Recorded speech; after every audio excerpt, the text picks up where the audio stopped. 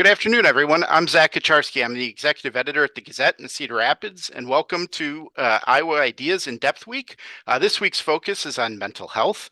There's a lot going on in the space right now, and so we are kicking off a week of programming on topics associated with that.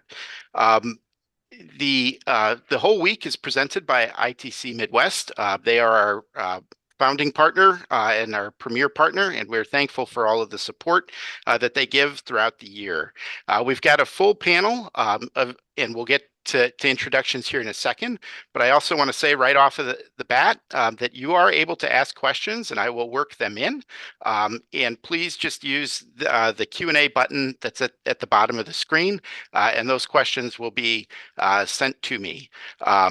And so I'm going to start with introductions, and we are expecting one more panelist to jump into the room in a couple minutes. But Emily Blomme, you are with Foundation 2. Can you tell us a little bit about yourself and the organization? Sure. Happy to be here today. Thanks so much, Zach.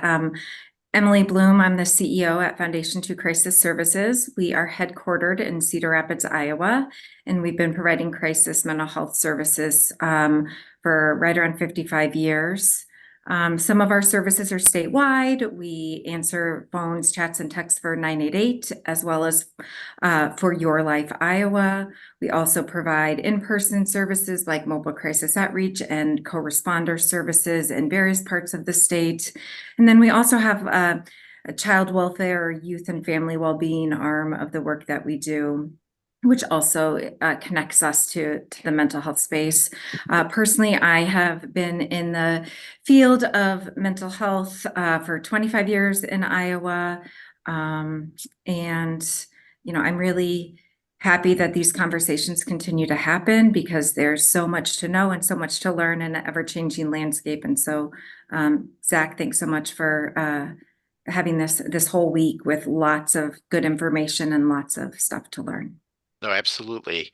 Ben, you are with the Association of Community Providers. Can you tell us a little bit about that? Yeah, absolutely. Good afternoon, everybody. Just happy to be a part of this discussion along with the other panelists today. As Zach said, I'm the CEO of the Iowa Association of Community Providers. We represent about 130 mental health and disability providers across the state of Iowa. I think just a little bit about me. Prior to my role here at the association, I served as the interim superintendent at the Independence MHI and also the deputy superintendent of the Cherokee MHI. So I certainly have some experience with acute mental illness on the inpatient side. So just happy to add some value to the discussion today and be a part of this. Thank you. All right. Ryan Crane, NAMI, Iowa. Welcome. Yes, hello. Good afternoon, everybody. NAMI, we are a nationwide grassroots mental health organization that focuses on peer support. So we are the facilitators of peer-led discussions, peer-supported groups. Many folks who come upon a mental health diagnosis or have a loved one who does, their first reaction is to be surprised, scared, just sort of not knowing what they don't know. So many of NAMI's support groups across our 14 affiliates across the state of Iowa provide a first touch or a meaningful touch to folks who are dealing with mental health challenges in that support group model, support group space, so that they can grow and be in community with people who are facing some of the same challenges that they are. All right. Thank you, Ryan. And Starr, we expect to hopefully get through some tech issues and join us here in a minute. But don't be surprised if she pops onto the screen. One other housekeeping item, I'm also remiss in saying that we're thankful for Foundation 2's support in sponsoring the week of programming as well. So very appreciative of that. Now I wanted to jump in with kind of a landscape question. And how do you see the state of mental health services in Iowa, and what do you think's working well? And what areas are you seeing improvement, and what areas still have your concern? And Emily, I'll just stick with starting with you on this first question, then we'll round robin it going forward. Sure. So I think there are some things that are working really well. One of them is, to be honest, that the decreased stigma has really helped people reach out for services. So I think that's kind of the one of the silver linings of COVID is that many people experience mental health. Therefore, we saw an increase in crisis response calls, both phone chat, text, as well as in person. I think that the conversations that are happening around mental health needs for Iowans continue to be robust. Both of those things are working well. And I know, I would also say like the phone, chat, and text response, there are many ways to reach out to someone by phone, chat, text, which are the modalities that are easiest for people in crisis. And so that's going well. From an improvement standpoint, I think we're working towards parity. Every Iowan should be able to have the same service regardless of where they live, rural versus urban. And so that continues to be, I would say, area of growth, cause for concern, as well as improvement. That's a really big kind of overhaul of the system. I also love the fact that that Legacy, DHS, and Department of Public Health. We've been contractors of both of those kind of entities now, Department of Health and Human Services, and that alignment, I think, really has been helpful in just communication around mental health, behavioral health, physical health. You know, they're all deeply connected. And I guess one of the things cause for concern, and also we're getting moving in the right direction, is just people getting the right level of care when they need it, that's accessible to them. So some of that is parity, but also some of that is short-term supports versus long-term supports. Are people getting what they need in the moment? Are people getting the support that they need long-term? So those are a couple places to start, at least. All right. Ben, opening thoughts from you. I would definitely echo what Emily just said too. I think what inspires me a little bit and gets me excited is just that people are much more willing, I feel like, to talk about it, and it's become more mainstream to have discussions in your own household. I mean, you hear it more and more from a lot of people. I mean, mental health is becoming um, it's becoming okay. It's okay to talk about it with your friends, your family, providers, everybody. And I think, as Emily pointed out too, I think that's just something that's come out of COVID too, just that more willingness to engage in that. I think certainly from our perspective too, we've seen a strong engagement from our mental health providers as well across the state, very much wanting to be part of the solution, talk about how they can help build capacity in our state, which is exciting to me. Very much important conversations. Now, there's so much change happening currently in this landscape, especially in the state of Iowa. There's definitely going to be an opportunity, I think, for providers to engage in the discussion with the state as we move into kind of a new behavioral health, mental health era across the state. But I think it's a real opportunity for all of us to get in the conversation and talk about it, and also just to think about, what's going to work the best for Iowans across the state, what's going to work the best for providers across the state. I think it's definitely a pivotal time, I think, in the state of Iowa to have this discussion. With that, there certainly are concerns, of course, too. Workforce is always a concern. I think we can always use more mental health professionals in the state. The number of providers could certainly increase. Funding could be better. All of the things, right? But I think I'm just, like I said, I just get excited because people are talking about it, and it's becoming just an important topic. I think as I've experienced myself in the past few weeks through some personal experiences of some friends of mine, I think we have some opportunities for looking at the entire continuum of care and coordination of that care when it comes to kind of the movement of folks that are, seeking help and assistance. It's not perfect, but I think everybody's working on it. So I'm hopeful. I'm really hopeful over these next couple years that we really have an opportunity to come together, certainly all of us on this call, to really redesign the way it looks here in Iowa and provide better access for folks. All right. Well, Ann, I want to welcome you to the discussion. We just got through introductions, and so I'll have you start with an introduction, just who you are and the organization that you're with, and then the other question that we're in is just what's working well. What are causes for concern or opportunities that you see, and I'll let you kind of jump in and introduce yourself. Sure. Thank you. Thank you for having me today and for doing this. So my name is Ann Starr. I'm the Chief Executive Officer with Orchard Place, and we are an organization that is based out of Des Moines, Iowa, and we've been around for about 140 years in the children's space. And we serve children today that are 0 years, toddlers, up through the age of 18, but we also serve youth beyond that. We know that there's nothing magical about your 18th birthday. So if we have someone in care and they want to remain with their current provider, then we will continue to serve them past the age of 18. We specialize in children's and adolescent mental health, in supporting families around children that have serious mental health challenges. We have a full continuum of services, so from prevention services that touches about 50,000 kids and families a year, up through the intensive psychiatric residential program that serves about 200 children a year from all around the state of Iowa. We have outpatient mental health services that are about 50 therapists are co-located within schools here in central Iowa.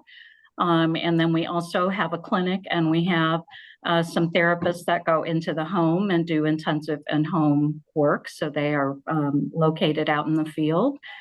We have in-home services with bachelor's level, what we call behavioral interventionists that go into the home and help with skill building and developing parenting skills. So just a wide variety of services. We also have substance use services for kids, and have seen a real increase in the utilization of those services recently as well. So broad array of services, serve about 6,700 kids and families annually.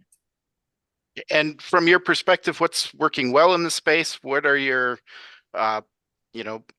opportunities that you see within the system in the state? Yeah, so I think because we've been here in the Des Moines metro area and also serve kids in our residential program, for over 60 years, we are well known here in the community. And I think there are some pretty good pathways that have been established for kids, and with pediatricians, primary care physicians, schools, certainly. I mentioned we're co-located in a number of schools here in town. So fortunately, a lot of those referral sources know where we are, and that we specialize in children and specialize in children that might not otherwise get those services. So I think that's working well, that pathway.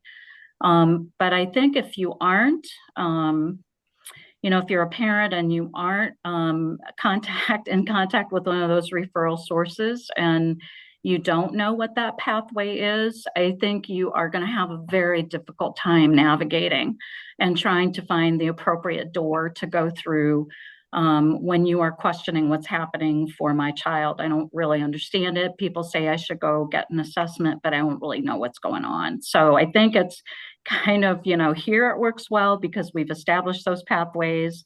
We're a safety net provider. But if you don't happen to know somebody, right, who can get you on that pathway, it's still very difficult. So it's kind of both, I guess I'm going to say. It's, I think we're fortunate that we've been around a while and we've been able to I think, there was a quote on the website about, shine a bright light on the pathway to get help. And then Then there are other spots where it's still really not very clear, where you access those services. I think that, I'm seeing, and I think someone else mentioned this, a much bigger recognition of mental health affects all of us since COVID. So I would say that has been kind of a universal aha, that people during COVID were struggling themselves in isolation and not being able to be connected to their social supports and having a sense of loss and grief and depression and anxiety about all of that. And so I think it made it more real to people that this happens to everybody. There's no communities that are immune from it. I also think it made it really clear that children were really impacted by the pandemic and that children too can have mental health disorders. I think it's interesting how sometimes people in the community think, oh, kids don't have, like serious mental health problems. It's like, oh, sure they do. They can carry almost the exact same types of diagnoses that adults do. They just need a little bit different treatment approach. All right. Well, and Ryan, what do you think's going well in this space? What do you see as opportunities? Yeah, thank you. And I think that for the broader points, I have to echo again what Emily and Ben and Ann had just said. A couple of things that I would add are anybody who's my age or younger, or even let's just say 55 or younger, you'd be surprised at how native they are with platforms that can facilitate video chat, telehealth, checking in with a provider in some of these less formal ways, whether it's a text or a longer form text or a short email or a video call. I think technology, rather than being a negative disruptor like it is for some teens' mental health on a certain level with apps and everything, I think technology can be a positive double-edged sword in the sense that it increases access tremendously, especially for folks who live in rural Iowa and for younger folks who really are comfortable. Put in your earbuds and hop on your call. You got an appointment with your therapist at 2:30 right there on your phone. And I think some folks might be surprised at how willing and how native and just kind of how firsthand it is for folks to seek care in that way. So that's a positive. I think the other positive to what Emily and Ben and Ann had all said about COVID, but I would even add one more positive, is that for those of us who struggled, myself included, during COVID with some mental health anxiety, some feeling lost, maybe even some depression, we now get to see, for those of us who don't live with what we call an SMI or a serious mental illness, that these can be temporal or these can transgress, and you can come out the other side of these periods of loss, grief, anxiety. Once your surroundings improve, I think mental health. Sometimes in these spaces we can get a little bit kind of turn back around on ourselves. It's like, no. The majority of people who are dealing with mental health, it is in fact mild, I would put in finger quotes. It is temporal. It is related to the death of a loved one. It is related to depression around something not going your way, whether it's financial or career, or some anxiety around school or anxiety around work. That those are temporal. That those you can put those behind you. You can talk through those with a therapist. You can find resources online. You can find communities online. And that what some folks learned about COVID is that mental health does not have to be a permanent state of kind of a downgraded, stigmatized funk, that you can persevere and come to the other side of a mental health challenge and be all right. And there's some resilience that we don't always talk about in that regard. I wanted to touch on, thank you, Ryan. I wanted to touch on the parity issue. And, obviously in metro centers, maybe there's greater access. But, Emily, you're answering the 988 calls from around the state. How many options, what does parity look like to you in terms of the number of pathways or the number of options? Is it evening out, or are there still areas of concern?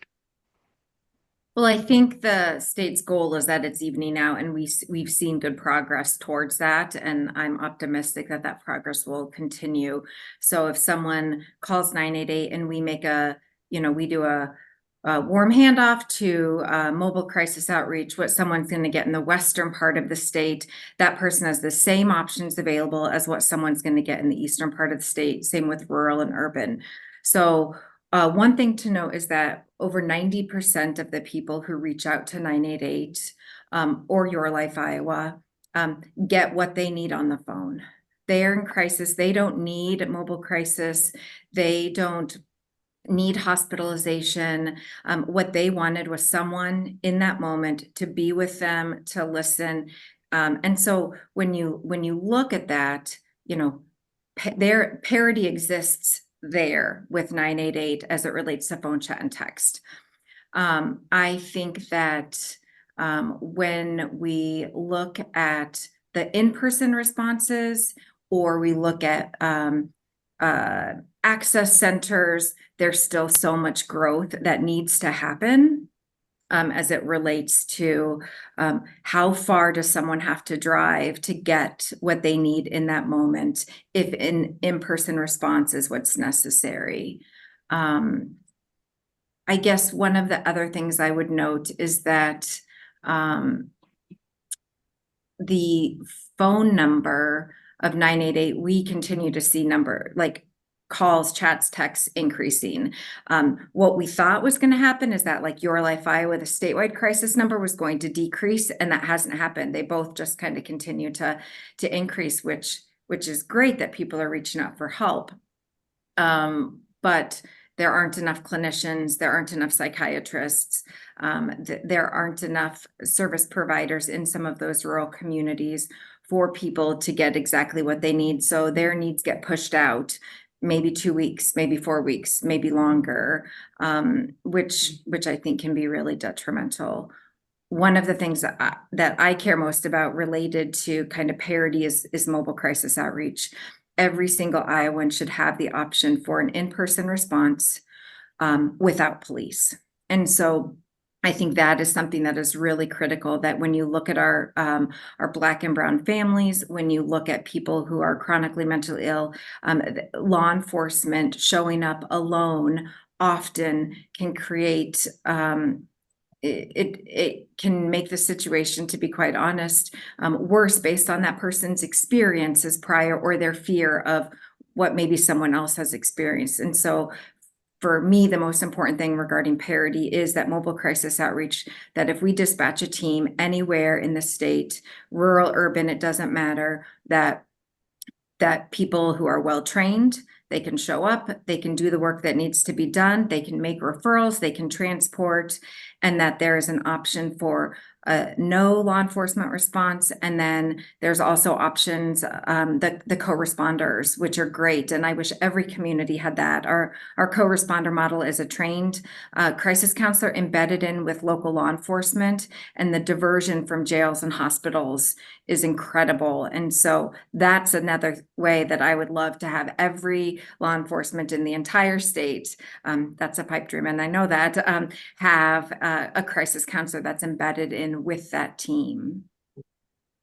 Emily, do you have an idea of how many departments across the state are, how many areas have this? So we have nine. We have nine departments that we work with in Eastern Iowa. There are a variety of others. So I would guess maybe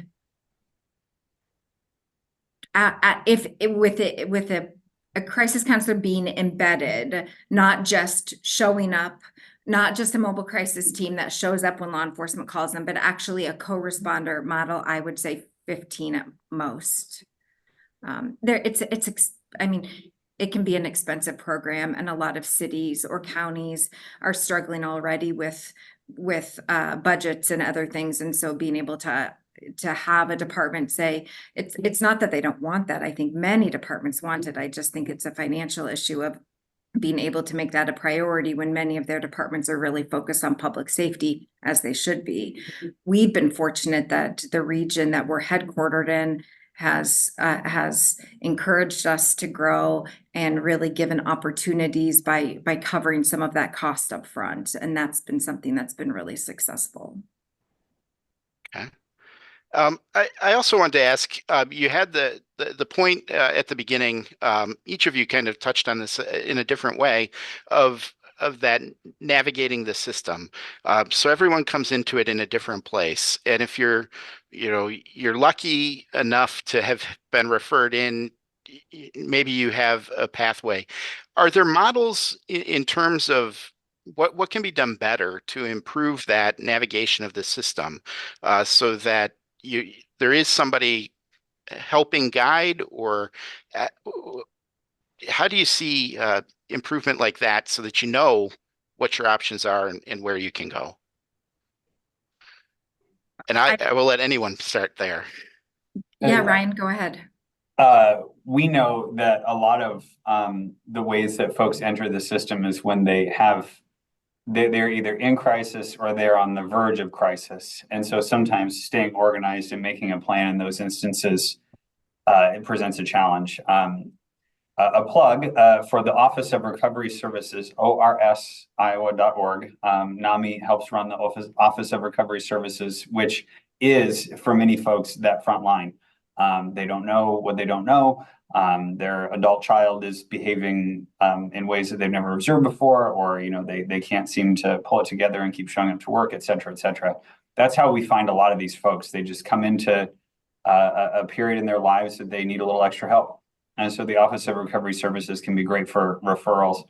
One thing, I just can't say enough positive things about Foundation 2 and 90-Day and how encouraged NAMI is.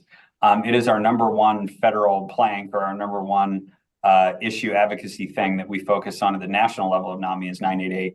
It's going to be a game changer, and already is for public health. Not to steal a bunch of Emily's, ticker tape, but a lot of police departments, a lot of county sheriffs, a lot of nonprofits have just been talking about how positive of a development 988 is. And our research, NAMI National's research at a national level, finds that people really don't know about 988. So even though we on this call, as practitioners, as we all are, the five of us, how many folks do we have? 120 or so folks on the call. I bet a bunch of folks have never heard of 988 before today. Some folks have not heard of 988 before today. So giving that a quick Google and arming yourself with just that 3-digit number. There are also a number of supplemental programs. We have QPR. Our staff is trained in QPR. Give that a Google. Anybody on the call, question, persuade, reply, or question, persuade, respond. QPR. There's also mental health first aid, worth looking into if you never have mental health first aid. I'm focusing this question that Zack posed kind of on that entry point, or that gateway point, the first time that somebody interacts with the system. And then, although the great Ann Starr, who I respect a lot, has a similar view, she may have some nuance on the comment I'm about to make. But I think for a lot of folks who, we've known about, we've had oncology for decades. We've known pretty much what there is to know about the human heart since, I don't know, the 1950s, 1960s, and we just keep improving on that technology. Mental health is different in the sense that, I spoke with a gentleman. I'll try not to make this story too long, but I spoke to a gentleman recently about his mental health journey. And he talked about in the Vietnam War, they had a screening question that was a Rorschach test. And if you saw what you were supposed to see in the Rorschach test, there you go, you're on, your path. If you saw what you weren't supposed to see in the Rorschach test, that was what passed for the federal government's response to mental health here just 50 or so years ago. And so we have a lot that we have not built. We have a lot of infrastructure that we have built and then decided it wasn't right and tore it down in the 1960s. I mean, we are not necessarily as a field of study or as a scientific and medical discipline, we are not as far along as some of our brothers and sisters. And I just wanted to pause and kind of make a note of that it is remarkable how much we've been able to accomplish in the last 50 or 60 years, considering we were in something of a period of the dark ages as recently as, the 1960s. And I'll just yield back on that comment there. I wanted to No, ask. I Sorry. would Go ahead. say, no, I just want to say that typically kids' entry into mental health is not through the crisis system.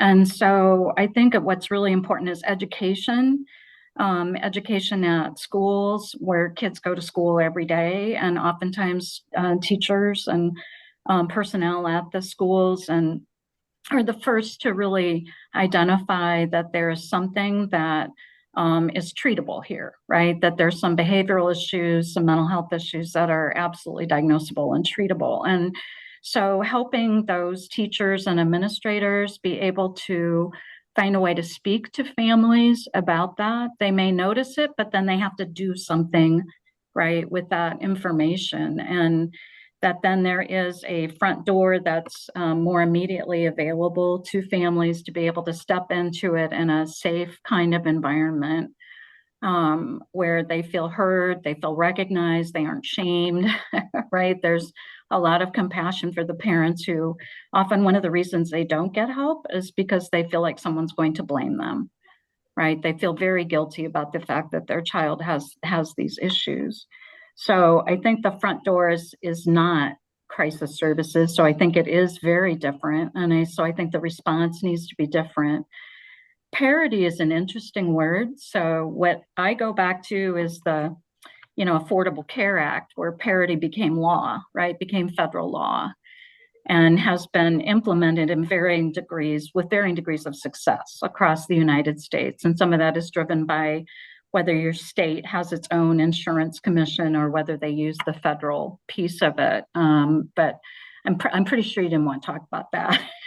Oh no, I think you certainly that's a whole nother area to bring in. So please continue on the parity that way. Yeah. So I think that I don't know what I've done. Can you still see me? Yes.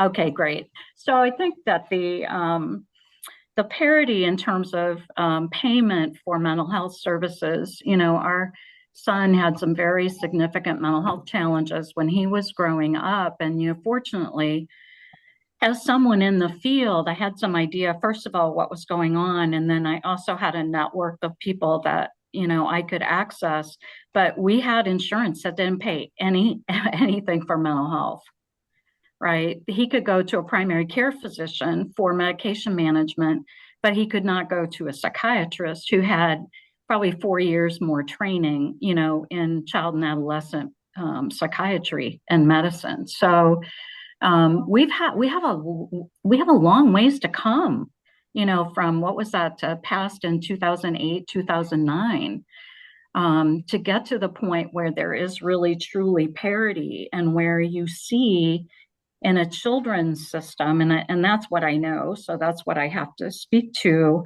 where a parent, has a child and maybe there is a crisis at school and the nurse or the school principal, whoever draws the card to be the one that has to notify the parents that, Sally punched somebody out on the playground. They notify you to come and pick up your son or daughter, or you go in to have a meeting and they're all sitting on one side of the table, and you and Sally are on the other side. They don't really have a clue what to tell you as far as what you do next often, right? It feels somewhat adversarial as a parent. You don't really know what to do. And you don't necessarily feel supported for yourself or for your child. And it's so different if Sally were to fall down on the playground, and break her arm, right? We would know exactly what those pathways are. The school would know that, Sally would be in the nurse's office, getting all kinds of support and compassion and attention. And you would know that pathway is to go to the clinic, and have an x-ray, and to get perhaps an appointment with an orthopedist. And when you left that clinic, walk-in clinic, or maybe the doctor's office, you would have a pretty clear understanding of what you were going to do. And you would feel in charge as a parent, right? Which is super important as you take care of people, is to feel like you have the information you need, where you're going next. So super important to help care for a child, and particularly if they have emotional and mental problems. And there's no pathway like that, we don't have parity in the mental health field. And Ryan was, I think, alluding to that. We've come a long ways. We have a long ways to come, right, yet, with being able to say, if those kinds of things happen at school or anywhere, right, that parent is going to get direction on what they need to do next. They're going to know it's going to be paid for, right? They're going to know that there's a mechanism in place for that.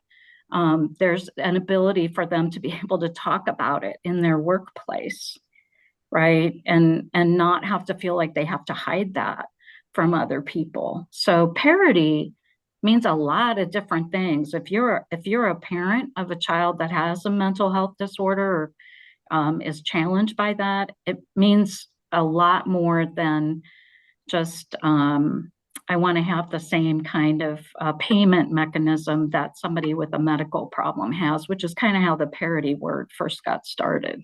Mm-hmm. Ben, maybe this is one to start with you, but I'm curious, you kind of the collaboration that happens between primary care providers and mental health counselors and others in this space. How much of that is there that's happening? Because I would think that that's an area that can really help, but also if you don't have that communication, it could be a barrier too. Oh, I don't know if I can speak as an expert on this topic, Zach, but I certainly have some experience and opinions on it, like all of us on the call probably do. I think it's probably all over the board, depending on which clinics, which docs you work with, which hospital systems you go to. I think it's everywhere and in between, I guess. I don't think we certainly don't have a perfect solution to it. And yeah, I just think we have a long way to go in this because people are still trying to decide, where does mental health fit into the primary care model? And it's unfortunate that we're still dealing with that, but I think we still are. Yeah, I think it's all over the board, Zach. Zach, one of the things that I would say is universal screenings are incredibly effective. And so I have seen this move in part because my primary care physician has done it with me, asking people every time they come in a couple questions about their mental health. There are a variety of assessments, PHQ-9, that can be used, but one of them is asking everyone about their mental health, giving youth an option depending on their age. I would say maybe 13 and up, without their parents present, like is there concerns around mental health, but then also asking about safe storage of firearms, I think is a really critical piece. And I know that there are some physicians who would say like, not my space, not something I want to do. But when you look at primary care physicians, anytime someone shows up at a hospital, anytime someone's engaging with the physical healthcare system, asking them about their mental health and knowing what to do if they acknowledge, yeah, things aren't so great right now. Here's the symptoms that I'm experiencing, what that next step may be, which might be a call to 988 or might be a Your Life Iowa or might be to a community provider. But that universal screening can be really critical in kind of trying to weave primary care and mental health together. I have a question from the audience that I want to work in, and it's as already mentioned, the workforce is an issue. The rate of pay, mental health organizations are underfunded to be able to pay a justified rate for the work that is being done. Working with mental health is challenging and even exhausting at times. It takes special people and so much turnover due to staff not being recognized for their worth based on wage. What efforts are being done to address this, if any? I think, when we were just talking about parity, I think that one of the things is making sure that reimbursement for those services is equitable to that is received, for other types of healthcare. And I believe that we've made some progress, for those of us that are in that more public funding space of Medicaid and Medicare. I think we've made some headway there. I think we still have more to do. I know, probably I see Emily up at the Capitol. So I know Emily is actively involved in getting those rates adjusted so that they can be at a level where we can pay people, appropriate wages. I think it is even more challenging if you're working with those in poverty and those who are on Medicaid. I think it's even more challenging to have salaries that are commensurate with the work they're doing. We do a lot of internships, so that's one of the ways that we have grown the pipeline. So because we have a continuum of care, we have those who don't have any degrees. We also have people with bachelor's degrees, and those are entry level or secondary kinds of tier positions. And we really encourage people to get, those master's degrees if this is a field that they want to stay in. And then we do everything in our power, flexing schedules, a little bit of tuition help, also anything that we can do to provide supervision for them during those internships and giving them a great experience so that they we are keeping people in the pipeline, right? Keep filling that master's level therapy pipeline, because in Iowa, it has been shrinking for a number of years, more than a decade. I know I saw reports over a decade ago. So I think that everything that we can do, whether it's hospital settings, clinic settings, if there's a way that you can have those interns, right, and really encourage and then foster that advanced degree, I think is super helpful. And then if we can fund those kinds of things, Polk County here, for example, took some COVID dollars and made it into scholarship money to help people get into the field. That money runs out, right? COVID money had a definite time frame around it, but I think that was innovative. It was something that was successful in terms of getting people the support they need financially to go and get that advanced degree in a field where your reimbursement, your current wages aren't always great, right? I think also making it a more professional pipeline and more, I don't know, status is the word that comes to mind, but maybe value in mental health providers, and making sure that we are appropriately recognizing them for the frontline work that they do, and how very important it is to our state that those people are in place and doing this very hard work. I think, that kind of recognition, it just feels good to people. It absolutely validates that they're doing important work. I wonder if we don't need more of a public health campaign in general about like kids' mental health. So, 1 in 4 kids will probably have a serious mental health issue in their childhood and adolescence. So it used to be about 1 in 5, and now after COVID, it appears as though that statistic is going up. So, if it were any other kind of illness, we would think that is a public health crisis, right? So I think just really getting the word out and maybe some kind of public health initiative that says, this is very important. We want to get people into schools, to do more of this work, and we really value it. Having more, there have been a few, like a handful of scholarship types programs that the state has sponsored. I think more of that, and not just in what the HRSA federally qualified areas where there's determined not to be enough healthcare, but for the whole state, for anybody that's wanting to go into the field. We've developed more programs in the state, master's level programs for therapists. So that is great. It used to be there were only like a handful, and now we've got quite a few. But I think continued support, continued financial support. We are making up for lost time, so we have to do, I think, some kind of extraordinary things. Zack, we have about 170 employees, and whoever asked this question is right on the money. It is really, really hard to attract and retain quality staff. A little different than Anne, our teams are not required in any way to be master's level.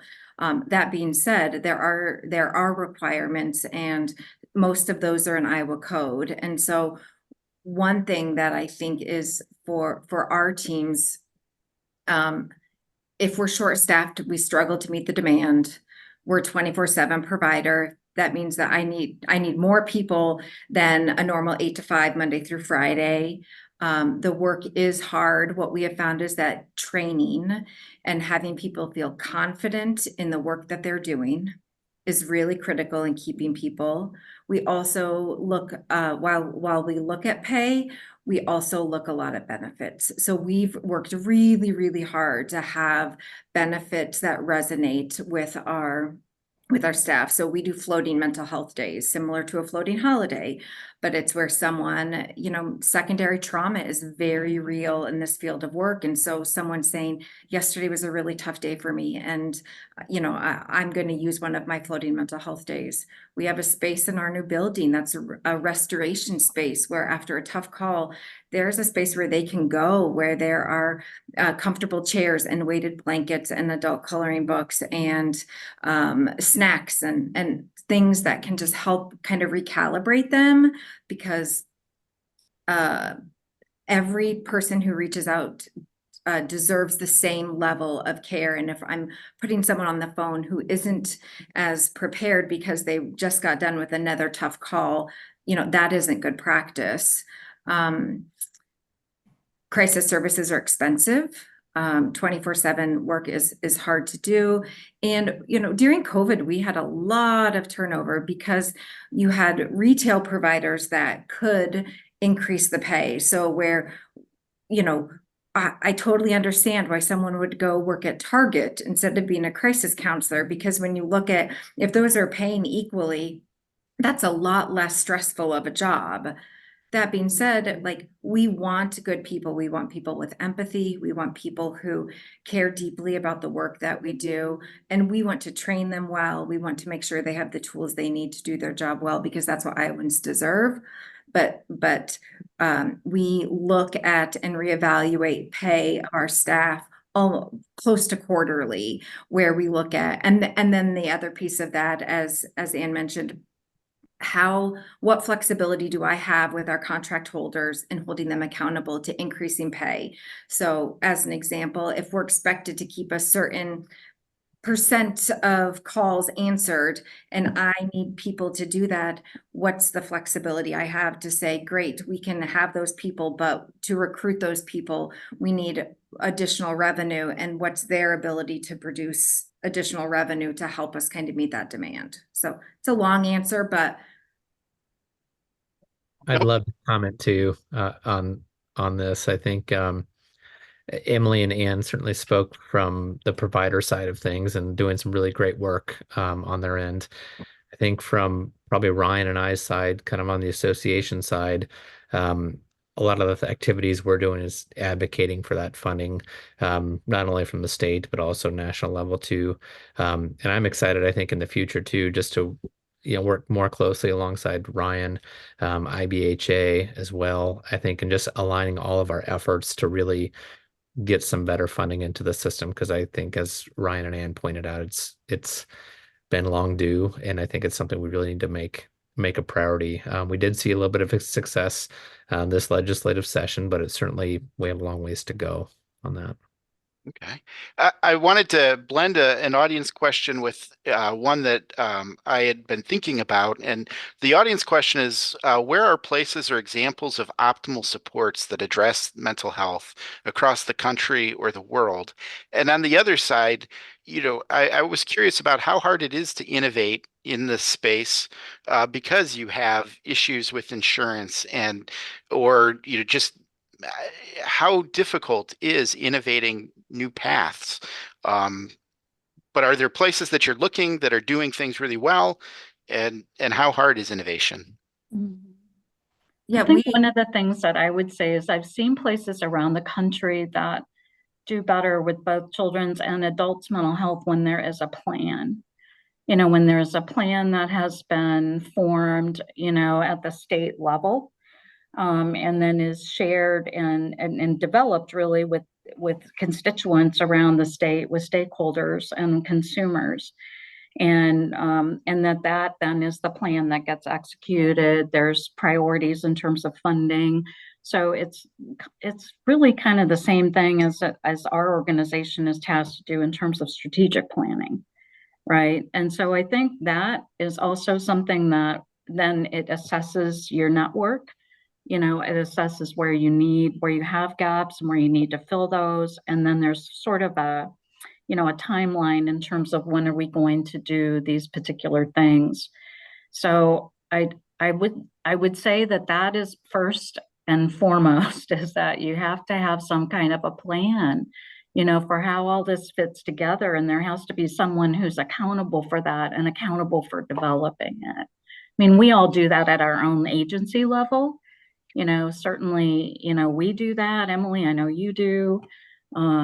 But it really needs to be something that's executed at a higher level.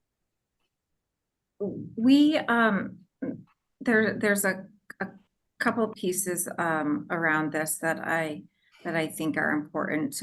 Arizona is a place that we've looked at for quite a while that was really ahead of the curve, and they've had multiple opportunities to refine what they've done. Different states are in different areas as it relates to mental health or crisis services. And, we are really involved on a federal level, looking at who's doing what well, how can we implement it, what's the cost to implement it. Piloting programs is hard to do. It's hard to find money to pilot a program. There's not a whole lot of kind of evidence-based stuff related so for our stuff related to crisis mental health services, there's a lot of research informed stuff. There's a lot of best practice, but when someone wants evidence-based stuff, sometimes it can be challenging to take a look at. But we participate in a lot of national work groups trying to learn, well, what is someone doing? Well, what does make sense? And then we take we take risks. So our co-responder program, we took a risk and we worked with the Cedar Rapids Police Department 6 years ago and put in a proposal for a JAG grant, and we didn't get it, and we tried again. And so I think being persistent about changes that we want to see is important. One of the other things that I'll note is there's a lot of conversation around 988 and 911 integration, and it is a brilliant concept. And the idea that calls could flow easily between those two, is really great. But it took decades for the 911 system to be built. And even in Iowa, I think there's 113 different dispatching entities that dispatch law enforcement, and each of them have different policies of how they do it. And we have a pilot in place between 988 and some 911 centers trying to figure out what does that look like before we roll something out statewide. But there are other states who are much further along in that. And so I'm sure when Ryan looks at national stuff, or Ben's talking to other states around, what are they doing? If other states are further along, they're pushing us, and that is really great. But we want to make sure what we're doing is good for Iowans and the landscape of our crisis services, and not implementing stuff that works really well in a state like Texas, but doesn't work well in a state like Iowa. Okay. Well, I know we are getting tight on time. This hour has flown by. I am curious, the state, there was legislation this session to realign the care regions and the substance abuse districts. Emily, I think the governor's in your office Wednesday to sign the bill. And I'm curious, there's been calls to streamline the system. And I'm curious what your observations are about what you think this will do, but also what questions would you pose if you got to ask questions or help people think, okay, really be thinking about this on implementation. We at NAMI say nothing about us without us. So it's that peer component. And I have to say the state of Iowa has been very good in this regard, where focus groups, town halls, surveys, have been, plentiful. We've been CC'd on a ton of emails here from HHS, and the way that they're approaching the realignment is very thoughtful. We have to have a voice from folks who are actually going to be using the system, and that's where NAMI has kind of found its lane, and we have good news to report in that regard. I would, yes, the governor's coming to our new Foundation 2 headquarters to sign that bill, and we're excited to have her here. I am grateful that the state realized over the course of time that the system really needed help and needed an overhaul. I'm glad those conversations continue to happen. I echo Ryan's thoughts about the state has done a good job of trying to get input. We know that anytime someone's trying to get input, you can't implement 100% of what someone wants, and they're making big decisions about statewide processes. I think the opportunity is huge. I think that some of the stuff for the bill is related to funding, which is great. I think some of it's related to administrative oversight. I think combining the substance abuse and mental health piece to a behavioral health concept, those things can go hand in hand, and that's helpful. My hope is that we would have maybe a slower rollout to catch challenges before they're too large to rein in. And I think that implementation is really key here. How are we implementing it? What does that look like? What does communication around implementation look like? Is there a plan in place, speaking to what Ann said about what's going to go first? What's going to go next? Are we doing all of it at once? And who from the state level is leading some of those initiatives that's noted in the legislation. So I just keep thinking it's an opportunity for us to do better as a state, as providers, the public-private partnership. So I'm glad to see legislation come out. I'm really optimistic, and I think implementation is going to be really important. Mm-hmm. Yeah. Yeah, I would agree. I think too, the majority of consumers of mental health services that will be impacted by this legislation are adults, and I'm grateful to see the legislation. When substance use was really managed by the Department of Public Health, and you had Medicaid and mental health in the HHS side, and now those have been combined. It makes sense to me that you're going to decrease that kind of bifurcation or splitting of funding for mental health and substance use and bring that together. I think you're going to find way more opportunities for people who are struggling with both mental health and substance use, and less confusion about where to go and what's going to be paid for. So I think that in and of itself was huge. I think whatever we can do, there are lots of different districts or regions in the state where certain services or care is organized. So we have a child welfare system, we have a juvenile justice system, both of those impact kids, and we've got AEA districts and school districts. So whatever we can do to align those so that there's better opportunities for collaboration, coordination, communication, I think is always a good thing. So just kind of waiting on the children's side to see, again, what are we going to do for the kids, and that it is, really child and adolescent and family focused, and not just an overlay of the adult system onto children and families. So, I'm hopeful. I think, people are starting to get that. And I don't object to the legislation, but kind of like Emily said, you wait to see, how things are implemented. All right. Well, I want to be respectful of time, and this hour has flown by. So to my panel, thank you very much for your insights today. To the audience, thank you for taking part. Iowa Ideas is a year-round series of content and gatherings, including this week's In-Depth Week. So thanks again to our presenting sponsor, ITC Midwest, for their sponsorship, as well as to this week's In-Depth Week sponsor, Foundation 2. The remaining programs for the week: on Tuesday, we have a session, What's Driving the Increase of Mental Health Needs in Younger Populations. Wednesday is Supporting Iowans in Crisis. Thursday is the discussion about changes in the mental health and substance use districts. And Friday is a session on working to reduce the stigma and avoidance of care. So each of those kicks off at noon. We appreciate you taking part today, and thank you very much for your time. Thank you. Thank you.